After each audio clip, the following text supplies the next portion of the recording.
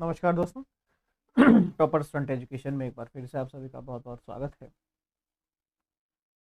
NTA net 2000 discussion कर, करने वाला हूं आपसे। एक बच्चों की क्वेरी रहती है कि सर फिलॉसफी से जब हम नेट करें तो हमारी रणनीति क्या रहनी चाहिए, हमारी स्ट्रेटेजी क्या रहनी चाहिए। अब मैंने हालांकि कई बार ये वीडियोस बना दिए हैं मेरे चैनल पे। अगर आप देखेंगे ऑलमोस्ट 1000 के आसपास वीडियोस होने वाले हैं। 960 970 के आसपास कुछ होंगे अभी।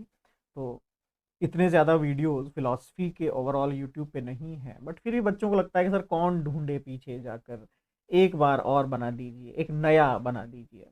तो कोई समस्या नहीं है, मुझे तो मेरा तो शौक है। ठीक है। तो नेट से या फिर फिलॉसफी से जब आप नेट कर रहे हैं या फिर आप किसी भी सब्जेक्ट से नेट कर रहे हैं, ठीक है, डिपेंड करता है कि आपकी रणनीति कैसी है, उसके ऊपर आप क्या करना चाहते हैं, कहाँ से आप पढ़ाई कर रहे हैं। पढ़ाई इन द सेंस मैं ये नहीं कह रहा आप मेरे पास एडमिशन लीजिए, आप किसी इंस्टीट्यूट में मत जाइए या किसी इंस्टीट्यूट में चले जाइए।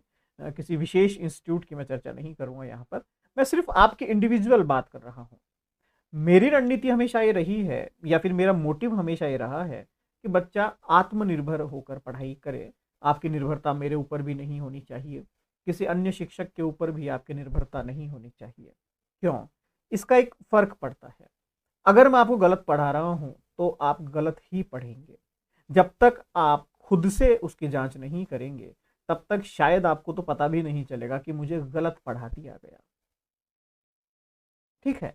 तो सबसे पहले आप ये चेक कीजिए कि आखिर मुझे तैयारी किस तरीके से करनी है। कुछ बेसिक प्रिंसिपल्स हैं, हालांकि मैं फिर कह रहा हूं मैंने बहुत बार ये चीज़ें बताई हुई है, बट फिर ठीक है, एक बार और बता देते हैं। कुछ बेसिक चीज़ें हैं जो आपको इसमें याद रखनी होती है, और जो शायद गलतियां आप लोग करते हैं या फिलॉसफी के बच्चे या सारे सब्जेक्ट्स के शायद हो सकता है बच्चे गलतियां करते हों। सबसे पहली स्टेप है आपकी सिलेबस जो है आपका, वो आपके पास होना चाहिए, वो आपके हाथ में होना चाहिए। वो आपकी टेबल के ऊपर जहाँ पर आप अध्ययन करते हैं, जिस कक्ष में आप अध्ययन करते हैं वहाँ पर वो होना चाहिए।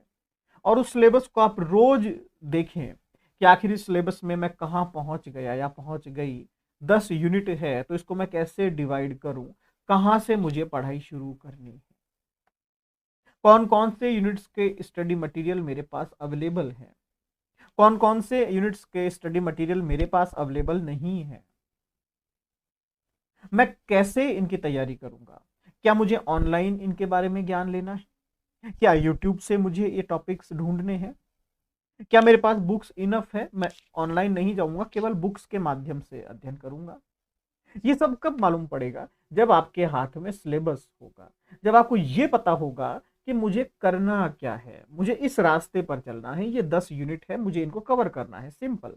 आपका एक लक्ष्य हो गया, एक मोटिव हो गया। अब उस लक्ष्य के पीछे आप अपनी रणनीति बनाएंगे। तो पहला स्टेप या पहला कदम आपका सिलेबस आपको पता होना चाहिए, और सिलेबस हमेशा आपकी टेबल पे होना चाहिए। और आप वहां से एक एक यूनिट को निशान लगाएं, एक एक यूनिट को आप शुरू करें, उसको मार्क करें कि मान लीजिए आपने यूनिट संख्या 2 आज शुरू करी, पाश्चात्य दर्शन। तो वहां पर आपको पता होना चाहिए सिलेबस में कौन कौन से टॉपिक्स हैं। अगर प्लेटो मैं पढ़ रहा हूं या पढ़ रही हूं तो प्लेटो के अंदर मुझे क्या क्या पढ़ना है।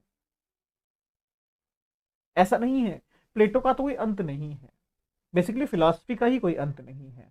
तो यहाँ पर मुझे क्या पढ़ना है इससे ज्यादा महत्वपूर्ण है कि मुझे क्या नहीं पढ़ना है। ये मेरे लिए अतिरिक्त है, एक्स्ट्रा है, इसको मैं थोड़ा साइड में कर देता हूँ। तो सिलेबस आपके पास हो, आप एक रणनीति के साथ कार्य करें। आप ये चेक कीजिए, अगर मान लीजिए मैं बात करता हूँ दिसंबर की, कि साहब आपका अगला एग्जाम दिसंबर में होने वाला है। ठीक है। जो जून में एग्जाम होगा उसके लिए तो मैं ये नहीं कह सकता कि आपका इनफ टाइम है, आप तैयारी कर सकते हैं। अप्रैल का महीना लगभग आधा निकल गया है, केवल आपके हाथ में मई का महीना बचा है। हो सकता है जून के पहले या दूसरे वीक के अंदर आपका एग्जाम हो जाए, तो ये इनफ टाइम नहीं है। हाँ, जैसे हमारी भी 1 तारीख से दिसंबर की क्लासेज शुरू होगी, दिसंबर 2022 की।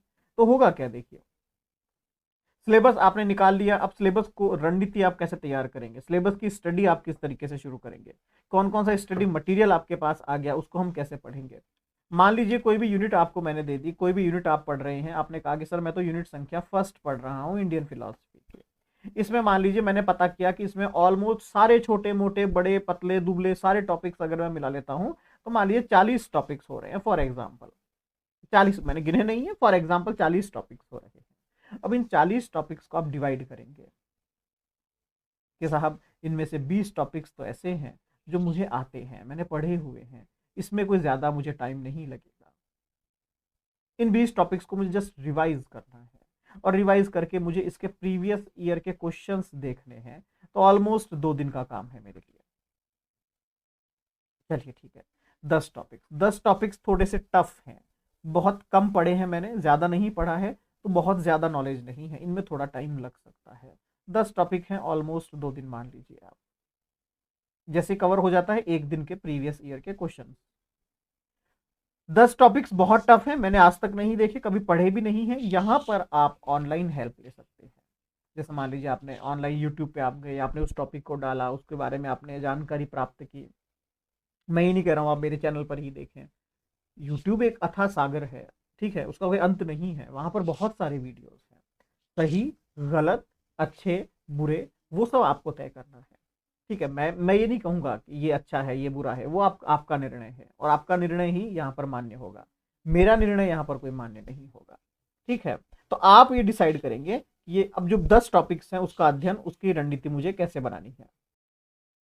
तो उससे क्या होगा, मान लीजिए आपने ऑनलाइन उसको चूज किया, यूट्यूब पे आप देख रहे हैं, गूगल पे आप देख रहे हैं, जहां पर आपकी मर्जी है आप देख सकते हैं।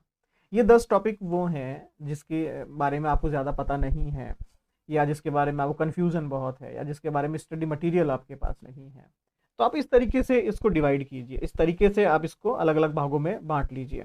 अब मान लीजिए आपने 10 टॉपिक कहीं से पढ़े, इसमें कुछ समझ में आया कुछ समझ में नहीं आया, और आपने 2 दिन इसके ऊपर भी इन्वेस्ट कर दिए। आपके टॉपिक समझ में नहीं आया तो इसका एक तरीका बताता हूँ। मान लीजिए टॉपिक मुझे बिल्कुल समझ में नहीं आया कि अभी क्या करना है इसके अंदर, तो आप डायरेक्ट सेकंड स्टेज पे आ जाइए, प्रीवियस ईयर क्वेश्चंस उठाइए और उसकी प्रैक्टिस करना शुरू कर दीजिए। अगर टॉपिक समझ में नहीं आ रहा है कोई दिक्कत नहीं, आप प्रीवियस ईयर क्वेश्चंस उठाइए फिर वहां से पढ़ना शुरू कीजिए। 2 ही तरीके हैं पढ़ने के, दोनों में से जो आपकी मर्जी है आप वो कर सकते हैं। आसान टॉपिक्स या जो आपको आते हैं टॉपिक्स, उन टॉपिक्स की रणनीति होती है कि हम पहले टॉपिक्स का अध्ययन करते हैं, उसके बाद उसके प्रीवियस ईयर्स के क्वेश्चंस देखते हैं। जो टॉपिक मुझे नहीं आते हैं, या जो टॉपिक मुझे समझ में नहीं आते हैं, या जिसके बारे में मेरे पास कोई ज्ञान नहीं है, या जिसके बारे में मेरे पास किसी प्रकार का कोई नॉलेज नहीं है लेकिन पढ़ने हैं मुझे, तो आप अपनी स्ट्रेटेजी को उल्टा कर दीजिए। पहले आप प्रीवियस ईयर क्वेश्चंस देखिए, प्रीवियस ईयर क्वेश्चंस में से आपको ये समझ में आ जाएगा कि इन टॉपिक्स में से क्वेश्चंस कैसे पूछे जाते हैं। सिंपल। और फिर क्वेश्चंस के मार्फत, क्वेश्चंस की मदद से आप अपने 1 लाइनर नोट्स तैयार कीजिए और आप उन्हीं को पढ़िए, बस ज्यादा पढ़ने की आवश्यकता नहीं है। हालांकि ये तरीका 50-50 तरीका है, मतलब 50% संभावनाएं हैं कि क्वेश्चन टकरा जाएगा, 50% संभावनाएं हैं कि नहीं टकराएगा, लेकिन फिर भी ये शून्य नहीं है। हाँ, कुछ संभावनाएं हमेशा रहती है। अगर 10 क्वेश्चन या 5 क्वेश्चन भी ऐसे इन टॉपिक से आ जाते हैं और आपने 2 भी अटेम्प्ट कर लिए, सही अटेम्प्ट कर लिए, बहुत है आपके लिए। ठीक है। दूसरा, आपका यूनिट पूरा हो चुका है, जैसे अभी हमने यूनिट की इसकी बात करी, 6 दिन के अंदर ऑलमोस्ट एक यूनिट आपकी 6 से 7 दिन में आपने कवर कर ली, काम खत्म, पैसा हजम, कोई दिक्कत नहीं है इसके अंदर। अब हम चलते हैं दूसरी स्टेज के ऊपर, नोट्स कैसे बनाएं। बच्चे नोट्स के अंदर गलती क्या करते हैं, मैंने कई बार देखा, बच्चे क्या करते हैं, किताब के अंदर या जो और नोट्स दुकान से लेके आए हैं उन नोट्स को उठाते हैं, लाइन टू लाइन कॉपी करते रहते हैं, लाइन टू लाइन उसको लिखते रहते हैं और नई कॉपी बना लेते हैं और कहते हैं हमने नोट्स बना लिए। ये नोट्स नहीं है, ये तो कॉपी पेस्ट हो गया, वहां से कॉपी किया वहां पेस्ट किया, वहां से कॉपी किया वहां पेस्ट किया, ये नोट्स नहीं कहलाएंगे। नोट्स का मतलब है आपके किसी चैप्टर की वो महत्वपूर्ण जानकारी जो आपको जानना जरूरी है, या फिर उस चैप्टर की वो महत्वपूर्ण जानकारी जो मैं मेरे दिमाग में नहीं रख सकता हूं, हर बार मैं भूल जाता हूं, वो आपके नोट्स में लिखी होनी चाहिए। समझ रहे हैं मेरी बात। एक टॉपिक है, टॉपिक के अंदर 4 ऐसी इंफॉर्मेशन है जो मैं याद नहीं रख सकता हूं, तो मैं क्या करूंगा, नोट्स, टॉपिक का नाम, 4 इंफॉर्मेशन है, चारों इंफॉर्मेशन मेरे दिमाग से स्किप हो जाती है, लेकिन मुझे पता है कि एग्जाम पॉइंट ऑफ व्यू से चारों पढ़नी जरूरी है क्योंकि यहां से प्रश्न आते हैं। तो नोट्स, टॉपिक का नाम, पहली सूचना, दूसरी सूचना, तीसरी सूचना, चौथी सूचना। ये एक तरीका हो गया। दूसरा तरीका, टॉपिक का नाम लिखिए, 4 इंफॉर्मेशन है, information number 1, information number 2, information number 3, information number 4। इसे कहते हैं माइंड मैप। किसी भी टॉपिक के जितने भी महत्वपूर्ण अंग हैं, महत्वपूर्ण हिस्से हैं जो आपको जानने जरूरी हैं, उसको हम इस चित्र के रूप में बना सकते हैं। शायद आपको दिख नहीं रहा होगा, अब दिख रहा है, ठीक है। इसे क्या कहते हैं हम? Mind map. मेरे सर के ऊपर दिख रहा होगा आपको। टॉपिक है, टॉपिक के 4 हिस्से मैंने बनाए, 1 2 3 4, और चारों को मैंने अंकित कर लिया, वहां पर लिख लिया वहां पर। ये तरीका कब काम आता है, मतलब कब महत्वपूर्ण हो जाता है? मैं बनाता गया बनाता गया बनाता गया, मैंने बहुत सारे माइंड मैप बना लिए। अगले हफ्ते मेरा एग्जाम है, नेक्स्ट वीक मेरा एग्जाम है। 7 दिन में 10 यूनिट तो मैं नहीं पढ़ सकता, सही बात है। 7 दिन में मैं 10 यूनिट नहीं पढ़ सकता, लेकिन 7 दिन में अगर ऐसे माइंड मैप्स के मैं पेज काउंट करूं तो ऑलमोस्ट 100 पेजेस, 150 पेजेस बस। 10 दिन में या 7 दिन में मैं 100 पेज तो पढ़ सकता हूं। कितनी बार पढ़ सकता हूं? लगभग 7 बार पढ़ सकता हूं। लगभग 7 बार आप रिवाइज कर सकते हैं, और ये चीजें दिमाग के सबकॉन्शियस जो अवचेतन मस्तिष्क है वहां फीड हो जाती है। चित्र हैं ये, डायग्राम्स हैं ये नोट्स बनाने का तरीका है। एक प्रश्न आता है, तीसरा प्रश्न या तीसरा डाउट आपका, सर कितने महीने में, कितने दिनों में नेट का फिलॉसफी का तैयारी हो जाता है? तो ध्यान रखिएगा, मेरा ऐसा मानना है कि 2.5 से 3 महीने, 2.5 से 3 महीने, मैं कहता हूं 75 to 90 डेज। इससे कम में मेरे हिसाब से अगर आप फ्रेशर हैं तो मुश्किल है। अगर आप फ्रेशर हैं तो मुश्किल है। 10 यूनिट है आपके पास, इसको मैं डिवाइड करता हूं। लगभग 4 यूनिट आपकी ऐसी है जिसको आप बड़ी यूनिट का नाम दे सकते हैं कि ये बहुत लेंदी यूनिट है। लेंदी यूनिट का मतलब एक यूनिट कम से कम 10 दिन का समय लेती है, 40 दिन, 40 डेज। 3 से 4 यूनिट ऐसी है जो बहुत छोटी है।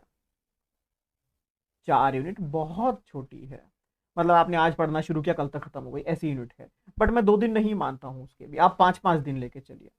5 दिन मतलब 20 दिन, 40 और 20 60, 60 दिन, 2 महीने, 8 यूनिट आपकी कंप्लीट हो चुकी है।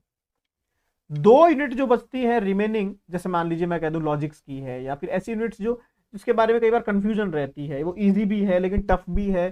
टफ इसलिए क्योंकि कंटेंट समझ में नहीं आता, इजी इसलिए क्योंकि ज्यादा कुछ है नहीं पढ़ने का उसके अंदर। ऐसी यूनिट मॉडरेट यूनिट्स होती है। इसको ना ही तो आप 5 दिन में कवर कर सकते हैं, ना ही 10 दिन में, तो इसके लिए मैं कहता हूं कि इसको आप मॉडरेट रखिए। 2 यूनिट है, 7 से 8 दिन के हिसाब से रखिए इसको आप। 14 दिन, 74 डेज। मेरा एस्टिमेशन रहता है 75 से 90 दिन। 74 डे में हो गया। एक एक यूनिट का अब आप क्वेश्चंस का प्रैक्टिस कीजिए, 2-2 दिन कर लीजिए। 10 क्रॉस 2 20, तो ऑलमोस्ट 94 या 90 डेज आपका विद प्रैक्टिस। 3 महीना नेसेसरी है, 3 महीना आपको देना पड़ेगा, ये अनिवार्यता है, ध्यान रखिएगा। इससे कम समय अगर आप दे रहे हैं तो आप खुद के साथ धोखा दे रहे हैं, ध्यान रखिएगा। हाँ, वो अलग बात है कि सर मैंने बहुत बार दिया हुआ है, मेरा नेट तो क्लियर है, केवल जीआरएफ की तैयारी कर रहा हूं, तो आपके लिए फिर तो बहुत कम समय चाहिए आपको। तो आप वो हैं जो एक यूनिट को 2 दिन में कवर कर सकते हैं, 20 दिन में पूरा सिलेबस खत्म। अभी आपका टाइम है, अगर जून का एग्जाम की आप तैयारी कर रहे हैं तो अभी आपका समय है, ठीक है। तो ये 3 स्ट्रेटेजियां या 3 चीजें आप हमेशा अपने साथ रखिएगा। चौथा, एक और यक्ष प्रश्न आता है काफी बच्चों का कि सर फर्स्ट पेपर का क्या करें, फर्स्ट पेपर पढ़ना जरूरी है क्या, छोड़ दें तो क्या दिक्कत है?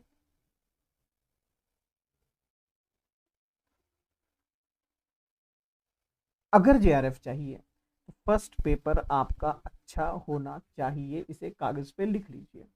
अगर फर्स्ट पेपर आपका वीक है तो यहाँ आपको जेआरएफ कोई भी नहीं करवा सकता। अंडरलाइन कर लीजिएगा इस बात को। अगर फर्स्ट पेपर वीक है तो आपको जेआरएफ नहीं निकलेगी। नेट निकल सकता है, ये अलग बात है, जेआरएफ आपका नहीं निकलेगा। आपको जो फेलोशिप चाहिए वो फर्स्ट पेपर के बिना नहीं आती है। फर्स्ट पेपर भी कितना, 30 से ऊपर आपके क्वेश्चन सही होने चाहिए। ध्यान रखिएगा, आप उस सब्जेक्ट की पढ़ाई कर रहे हैं, उस फिलॉसफी की पढ़ाई कर रहे हैं जिसकी कट ऑफ इंडिया में लगभग सबसे हाईएस्ट रहती है, या मैं कहूं इंडिया के कुछ ऐसे सब्जेक्ट जिनकी कट ऑफ सबसे हाईएस्ट होती है, उनमें फिलॉसफी भी एक सब्जेक्ट है। आप किसी नॉर्मल सब्जेक्ट की पढ़ाई नहीं कर रहे हैं, तो जब कट ऑफ बहुत हाई रहती है तो बिना फर्स्ट पेपर की हेल्प के आप ये नहीं कर सकते। तो ये गलती या एक जिसे कहते हैं कि ओवर कॉन्फिडेंस, क्या हाँ कोई फर्क नहीं पड़ता, फर्स्ट पेपर तो गलत भी हो गया तो क्या फर्क पड़ता है। कई बार हिंदी मीडियम के बच्चों की मैंने एक समस्या देखी है कि सर मैथ समझ में नहीं आती, डीआई समझ में नहीं आता। भैया 10 यूनिट है आपके पास, एक छोटा सा एक प्रैक्टिकली एग्जांपल देखिएगा, मुझे कई बार बड़ा ही अफसोस होता है। 10 यूनिट है आपके पास, हर यूनिट से 5 क्वेश्चन आएंगे, 50 क्वेश्चन। एक रफ आइडिया बता रहा हूं मैं आपको, 10 यूनिट है, 5 क्वेश्चन आएंगे, 50 क्वेश्चन। मुझे कितनी यूनिट नहीं आती, 1 2 3 4 यूनिट नहीं आती मुझे। मैथ्स हटा दिया, डीआई हटा दिया, ये हटा दिया, वो हटा दिया, सब हटा दिया, 4 यूनिट हटा दी। क्या ये आपको आता है पूरा? फिर अगर हाँ, तो फिर आपकी इसमें गलती नहीं होनी चाहिए। मिनिमम 28 क्वेश्चंस तो आपके सही होने चाहिए। लेकिन यहां पर भी कंडीशन, साहब मैंने तो 15 ही सही किए। क्यों सर? मुझे 4 यूनिट तो आती नहीं थी। अरे तो आती नहीं थी, वो तो हमने हटा दी ना। खुद के साथ धोखा मत कीजिए। नहीं आता है तो उसका ऑप्शन बी शुरू कीजिए, रणनीति बदलिए। केवल एक्सक्यूज देने से एग्जाम पास नहीं होगा, मेहनत करने से हो जाएगा। ठीक है, तो ये कुछ बेसिक स्ट्रेटेजीज हैं जो आप नेट की तैयारी कर रहे हैं, आपके लिए बेनिफिशियल है। और भी बहुत सारे वीडियोस मैंने ऐसे बनाए हैं, यूनिट वाइज भी मैंने वीडियोस बनाए हैं, किस यूनिट से क्या पढ़ना है, कौन से ऐसे टॉपिक हैं जो मुझे पढ़ने चाहिए, आप चाहें तो वो भी देख सकते हैं। और 1 दिसंबर से मैं भी नया बैच शुरू कर रहे हैं।